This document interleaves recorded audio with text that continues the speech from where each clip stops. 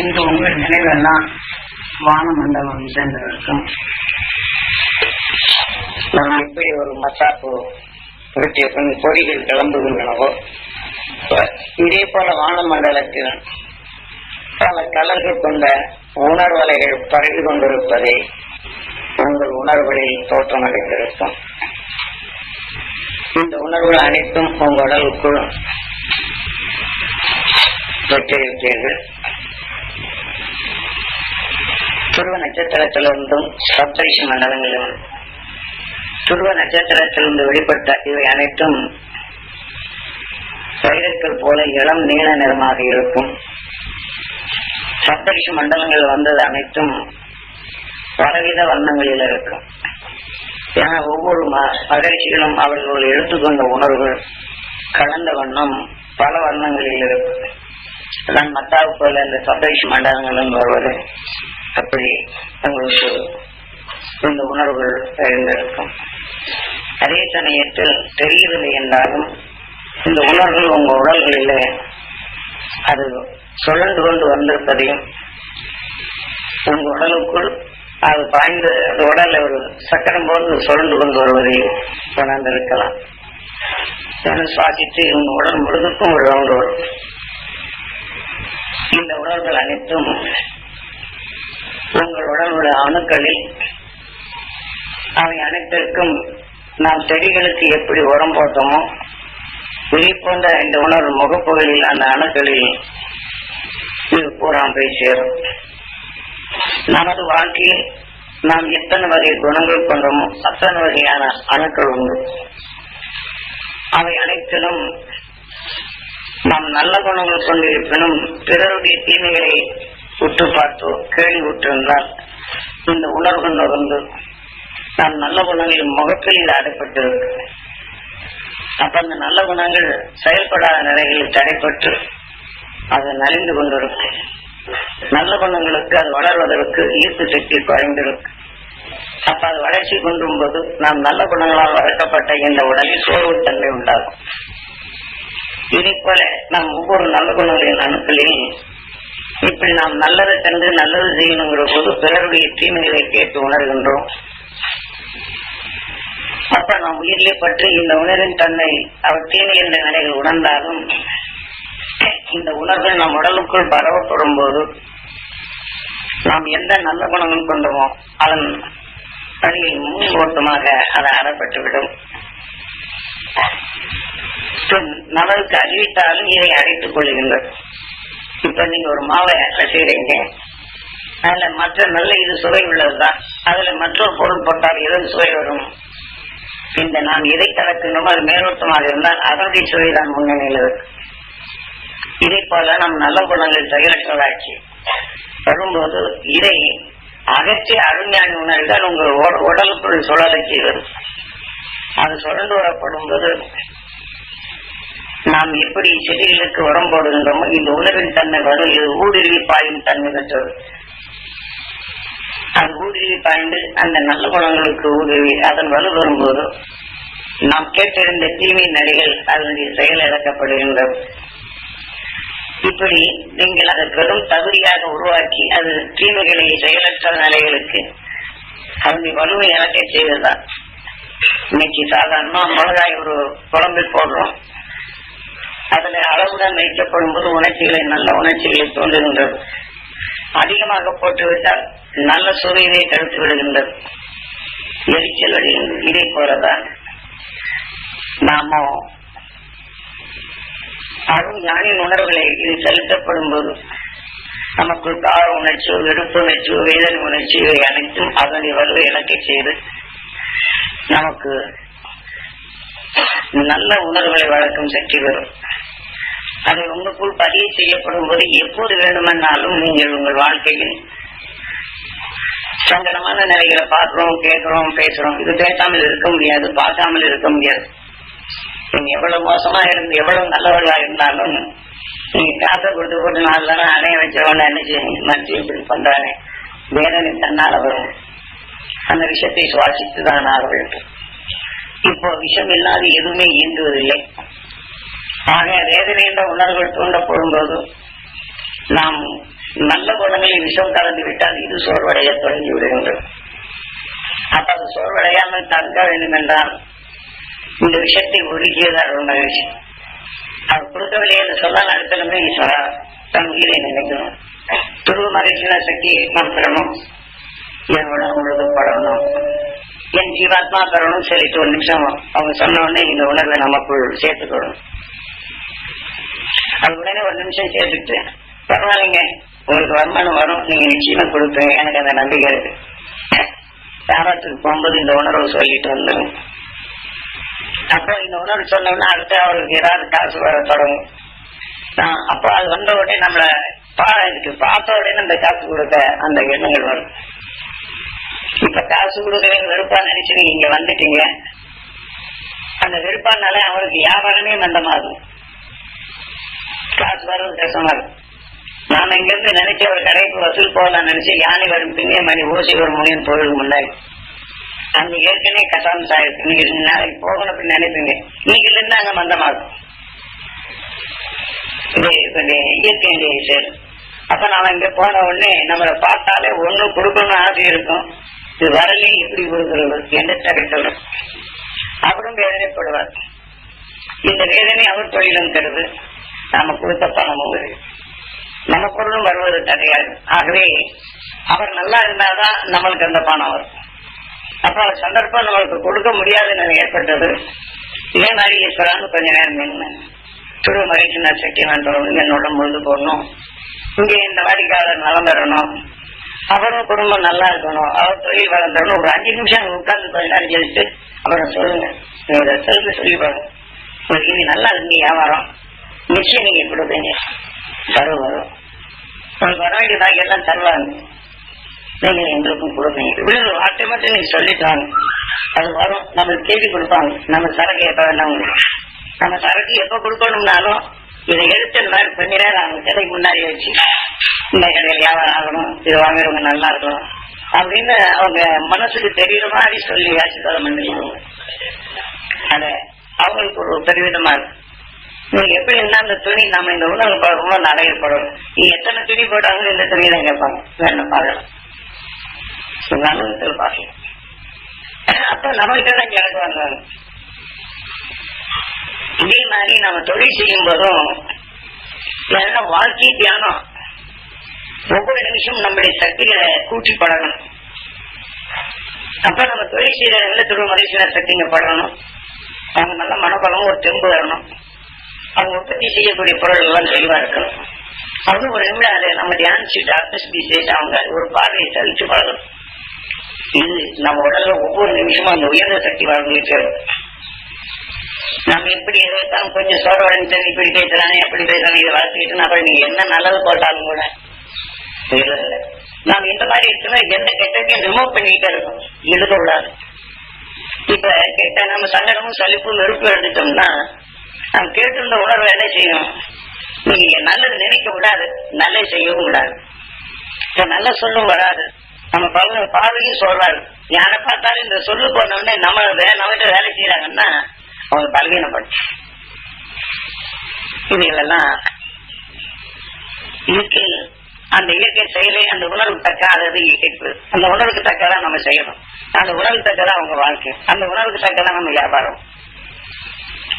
ஏன்னா நம்ம ஓரளவுக்கு நாம நல்ல இயக்குவது சந்தர்ப்பத்தை நுகர்ந்த உணர்வுகள் நம்ம இயக்கும். நம்ம ரோட்ல போறோம், ஒரு விஷயத்திலிருந்து அது நுகர்ந்த அந்த உணர்வுகளை பரவிட்டு வருது. நமக்கு முன்னாடி போறவங்க ஒண்ணுமே இல்லை, நம்ம பின்னாடி போறோம், அந்த காத்து பட்டோன்னு எதுவும் கிடையாது, மேலாம் அரிப்பாக அங்க போன உடனே தடிப்பாது, உட்கார்ந்த உடனே என்னன்னே தெரியல, நான் ஒண்ணும் செய்யல, நான் ரோட்ல வந்து எனக்கு தடிப்பாது. இந்த மாதிரி சிலருக்கு ஆபத்து உண்டு, சிலருக்கு மயக்கம் வர்ற மாதிரி உண்டு, சிலருக்கு திடீர்னு நம்ம சிந்தனை குறையும் நிலையெல்லாம் வரும். இதெல்லாம் காற்றலைகள வர்றது. இது விஷ செடிகள் இருந்தும் மற்ற செடிகள் இருந்தும் இப்ப மனிதனால் உருவாக்கப்பட்ட இந்த கெமிக்கல் கலந்த இதுகள் சூரியன் காந்தத்தை கலந்து அலைகளாக மாறிட்டு வரும். அப்படி மாறி அதனுடைய தொகுப்புகள் ஒன்றை கண்டு இது நிலைக்கண்டு மற்றொரு 5 ஓடுவதும் இப்படி ஒன்றோடு ஒன்று வேகத்துடைய பதிமா இந்த அடுக்கடுக்கா வரப்போ போகும்போது நாம போகும்போது யார் உடல்ல போறதோ அவங்களுக்கு இந்த நோய் சுவாசித்தவங்க. ஏன்னா இன்னைக்கு நச்சுத்தன்மை அதிகமா இருக்கு. இதேதான். நாம இதை போன்ற நிலையில் நாம வராம தடுக்கணும்னா வீட்டோடு கிளம்பும் போது மகிழ்ச்சி நான் சக்தி நான் பண்ணணும், என்னோட முழு பண்ணணும், என் ஜீவாத்மா பண்ணணும் அப்படின்னு சொல்லிட்டு நாம அந்த சப்தரிஷி மண்டலம் இதெல்லாம் நம்மளால இப்ப கொடுக்கக்கூடிய சக்தியில கொஞ்சம் நேரம் ஒரு 5 நிமிஷம் அதனால எடுத்துக்கிறது என்ன ஆயிடுச்சுங்க. ஒரு 5 நிமிஷம் எடுத்துட்டு தன் மனைவி கிடைக்கணும்னு நினைக்கணும். இந்த மாதிரி வெளியில போறோம்னா மனைவி இதே மாதிரி எண்ணி பழகணும். புது மகிழ்ச்சி நான் சக்தி பெறணும், ஒரு பாட்டோட நான் நலம்பரணும், ஒரு பாட்டோட நலம்பர வேண்டும். நாம இதே மாதிரி எண்ணிட்டு இந்த வலு ஏற்றிட்டு நீங்க வெளியில போய் பாருங்க. அப்போ இதனுடைய வலு இருக்கும்போது கொஞ்ச நேரம் அந்த மற்ற தீமைகளை ரிமூவ் பண்ணிட்டு இந்த வலு நீங்க சோர்வா போய் பாருங்க. போக போக சோர்வு அதிகமாகும். மனக்கவலையை நீங்க இது பண்ணி பாருங்க, கவலை அதிகமாயிட்டு போகும். ஒவ்வொரு காரியம் கவலைப்படக்கூடிய நிலையா இருக்கும். ஒவ்வொரு சொல்லும் நமக்கு நம்ம எதிர்நிலையாக வரக்கூடிய நிலையை உருவாகும். இதுபட்ட நிலைகள்ல நாம மாற்றம் வைக்கிறதுக்கு உங்களுக்கு இந்த துருவ தியானத்துல சக்தியை கொடுக்குறோம். நீங்க எடுத்து வளர்க்கணும். வயல்ல விதையை கொடுக்குறோம்னா விதைக்கிறோம். அந்த விதைக்கத்தக்க மாதிரி என்னென்ன காலத்துல என்னென்ன பருவத்துல நம்ம சிகிச்சைனோம்னா கரெக்டா நல்ல வெள்ளாம வரும்.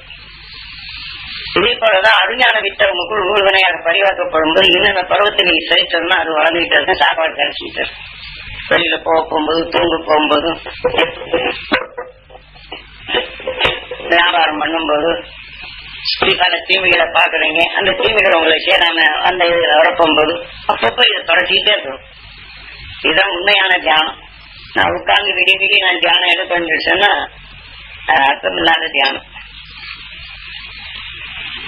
அதனால நாம ஒவ்வொருத்தரும் இப்ப இந்த கொடுத்த சக்தியை நிறைமாக்காது செயல்படுத்தணும்.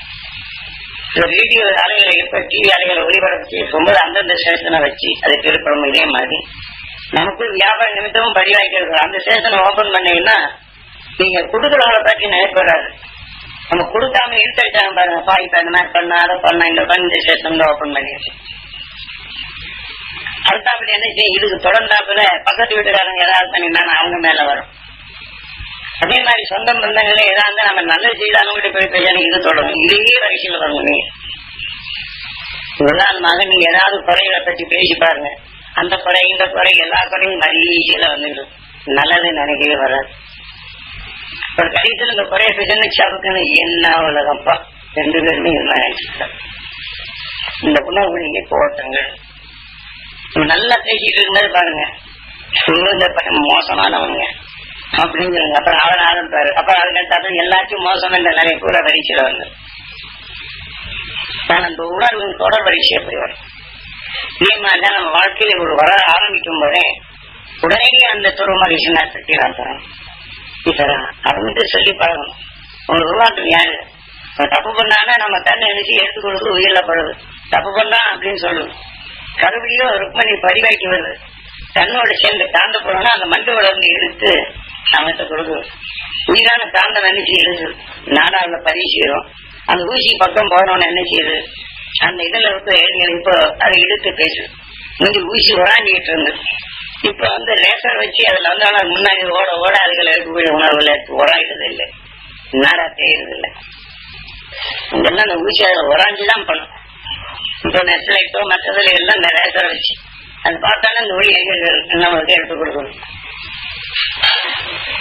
அதே மாதிரிதான் இப்ப அடிச்சு சுவாசிச்சோன்னா நம்ம லேசர் உயிர் அது பார்த்துன்னா உணர் ஒளிகளை எழுப்புறது. அது உடல் முழுக்க சர்க்குலேஷன் ஆயிடும். அப்புறம் அதான் குணத்துக்கு போனா அது வீரியம் அடையுது.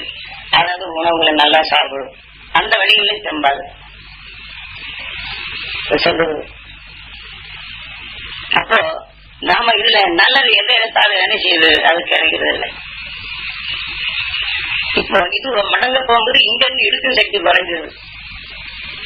நமக்கு நல்ல அனுப்பம் இருக்குது. இது அடப்பட்ட உடனே நினைச்சு நல்லது இழுக்கும் சக்தி நம்ம பேசுற சக்தி இழந்தது. இப்ப நீங்க அதுக்கு சாப்பாடு எங்க கொடுக்கறது?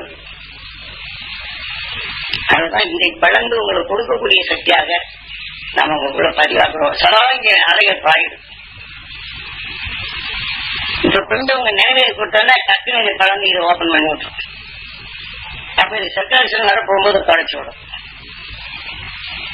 உங்களுக்குள்ள நல்ல நினைவாற்றல் வரும். நீங்க என்ன பாருங்க, எது மருந்தெல்லாம் கொஞ்ச நேரம் ஆத்மசுத்தி செய்வாங்க. காரணம் போன காசு போய் எங்க வச்சு நினைவு வரும்.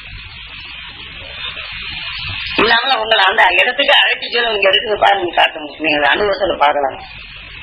இப்ப தெரியல இந்த உணவு நினைச்சு ஆட்டோமேட்டிக் அங்க எடுத்துட்டோம். இதே மாதிரி ஒரு நண்பரை நீங்க பாக்கணும்னு நினைச்சீங்க, அந்த நண்பரை இழுத்துட்டு வரணும். நான் நினைக்காம வந்துட்டார். ஏன்னா அவர் செல்லும் பாதையில் நம்ம போகும் பாதையில் அவர் எடுத்துட்டு வர பாடல. இந்த இயற்கையில ஒருத்தர் நண்பர் மேல ரொம்ப பற்றுள்ளவர் இருக்குங்க. அடுத்த தொடர்பாக்கம் போறாருன்னு வச்சுங்க. என் நண்பரை பார்க்கணும்னு திடீர்னு என்ன வந்ததுன்னா, அவங்க எங்க போறோம் திடீர்னு கொடுக்க ஆக்கி இந்த பக்கம் வருவார். அதை நான் இப்பதான் நினைச்சு வந்துட்டார். இந்த நண்பன் மேல இருக்கக்கூடிய பாட்டு உணர்வு எப்படி இயற்கையில் இந்த நிலைகள் வரும். இது நம்மை அறியாமல் இயக்கக்கூடிய சில நிலை. அப்ப நாம என்ன செய்யறது, உயர்ந்த சக்திகளை பார்க்கப்படும் போது இதை நாம பார்க்கணும். இதை நாம இதை வளர்த்துக்கிட்டே வந்தோம். யாராவது தீமை செய்யக்கூடியவங்க நினைச்சாங்க, அவங்க உணர்வுல என்ன செய்யணும், அவங்க உடல்ல தான் வளரும். அவங்க உணர்வு நம்மளை பாதிக்கிறது. நீங்க எப்படி வேணாலும் இருக்கட்டும், நம்மளை தீங்கு செய்ய நினைச்சாங்கன்னா அவங்க உடல்ல பாதிக்கும். அப்புறம் பாதிக்கும் போது அப்பதான் நினைப்பாங்க, நம்ம சில நாம என்ன வேணாலும் பேசணும் பாருங்க நினைச்சு அவங்க உணர்த்துவோம். இந்த உணர்வு போனோன்னு இந்த நினைவாளை முன்னுக்கு போகும். நம்ம நினைவு வரும். மனுஷன் நம்ம தொந்தரவு கொடுத்தோம், அவனை நிச்சயம் இந்த திருத்தம் வரும். இதே மாதிரிதான் குடும்பங்களில் நாம் அடிக்கடி நாம் ஏதாவது குறைபாடுகள் வந்தா அந்த குறைகள் நாம் அல்ல, இந்த உணர்வு நம்ம இயக்குது. அப்ப அந்த ஆத்மசுத்தி செய்து நம்ம குடும்பத்துல சொல்ல மகிழ்ச்சிகளை பெற்று பண்ணணும். ஏன்னா இன்னைக்கு மட்டும் நமக்கு சொந்தம் இல்ல, தாய் கருவில் இருக்கும்போது எத்தனை நிறைய வந்துருக்கு. நாம ரோட்ல போகும்போது ஒருத்தர் சாதாரண பேசியிருப்பாங்க, இதுவும் நமக்கும் பதிவாயிருக்கும். நாம தப்பு பண்ணி வரலைங்க. இந்த மாதிரி சகாபாதிகள் நம்ம முதல்ல எத்தனையோ விதமாக பதிவாயிருக்கு, எத்தனையோ வகையில. அதெல்லாம் மிக சக்தி வாய்ந்தது. எப்படி இருந்தாலும் நீங்க அந்த போட்டா படம் பிடிக்கிறாங்கன்னா ஊட குறுக்க வந்தாங்கன்னா படம் ஆகும். நீங்க கேசட் பதிவாக்கும் போது ஊட சத்தம் போட்டாங்கன்னா பதிவாகும். இதே மாதிரி நமக்குள் ஊர் விளைகின்ற நிலையில் அந்த எண்ணத்திற்கு அதுவும் சேர்த்து பதிவாகும். அந்த நேரத்தை நாம என்ன போகும்போது இந்த எண்ணங்கள் ஊடுகள் நம்மளுக்கு தெரிய வரும். அதே சமயத்தில் நம்ம காரியங்களுக்கு தடைப்படுத்தும் உணர்வுகளை சேர்ந்து வரும். தடைப்படுத்தும் உணர்வோ சாபமிடும் நிறைவோ நாம் நல்ல காரியங்கள் போயிட்டு இருக்கிறோம் நினைச்சுக்கணும். அவன் பேசுறதை கேட்டோம்னு இதை சேர்ந்து ஜாயின் ஆகும். அவன் எப்படி எல்லாம் கெட்டு போக நினைக்கிறானா இந்த வேலையெல்லாம் நமக்குள்ள நடக்கும். இதெல்லாம் ஒரு உணர்வு ஒளி அலைய நமக்குள்ள இருந்தது. அது மனம் வந்து உயிரப்பட்டு அதற்கு தக்கவாறு இந்த மனமாகி நமக்கு எதிரியா வரும். இப்ப இது தொடர்கிறார்.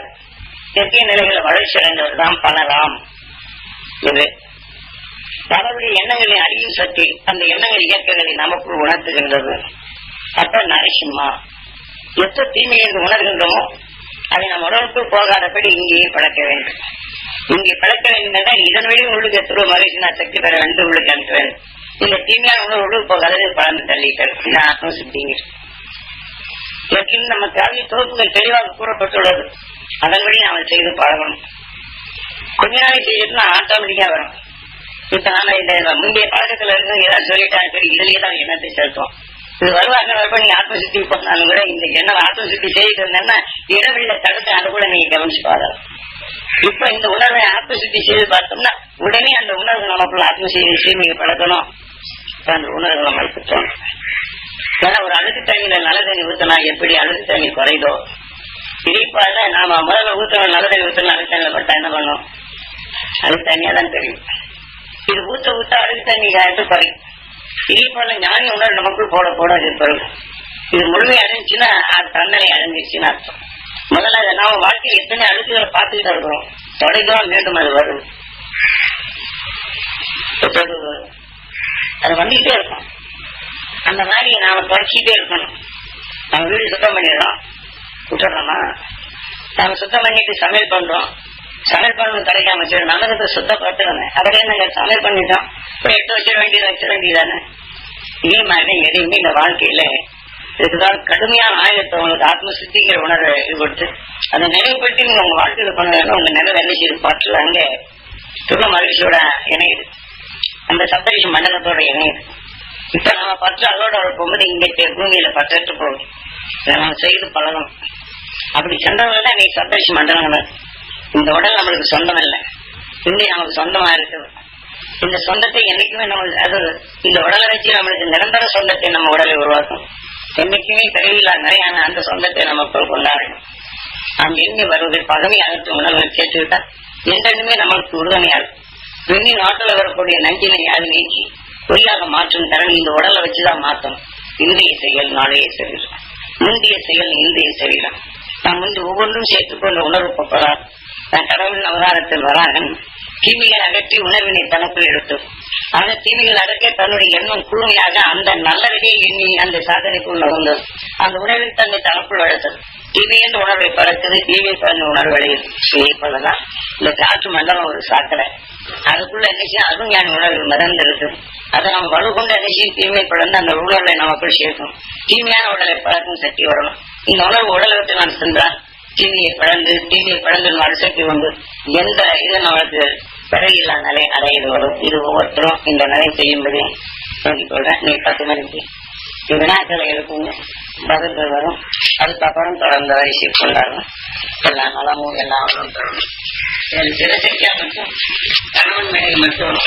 இப்ப நீங்க தியானம் இருந்தீங்க, உங்க மனைவி இங்க இல்லைங்க, நீங்க மனைவி பற்றி எல்லாம் என்னங்களா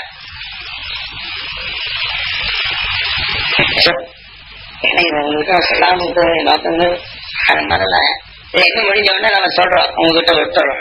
இந்த தியானத்துல இருக்கும்போது இந்த சக்தியை மனைவி கிடைக்கும், நீங்க நினைச்சு பழகணும். இப்ப மனைவி இல்லாதவே தன் தாயை நினைச்சு பழகணும். அம்மாவுக்கு இந்த சக்தி கிடைக்கணும், அந்த அருள் கிடைக்கும்னு நினைக்கணும். ஏதாவது நினைச்சீங்களா? இல்லை, யாரும் நினைச்சிருக்க மாட்டீங்க.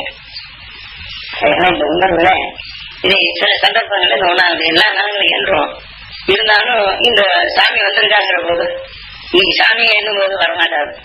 சாமி மேல ஞாபகம் இருக்கும். ஏன்னா அந்த எண்ணம் வராது.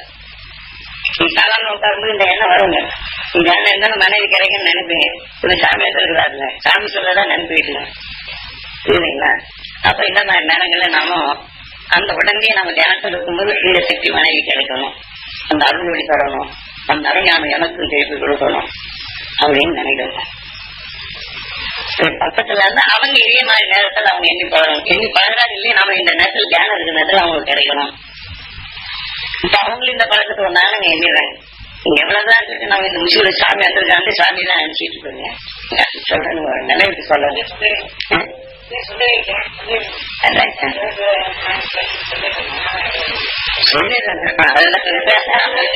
இது வந்து நான் சொல்ற நினைவுங்க.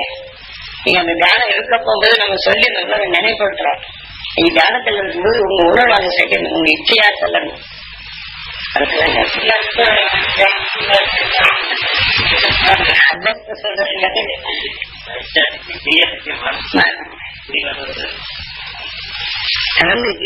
நம்ம உடம்புக்குள்ளதான் நினைவு கொள்ளணும். ஏன்னா அது பிறகு இச்சைப்படணும். அந்த உடல் நமக்கு கறி ஆக்கும்போது எப்பவுமே இணைஞ்சி வரணும். அதுதான் இடையில சப்போ பார்ப்ப இன்னைக்கு நான் கேட்க போனேன் வரும்.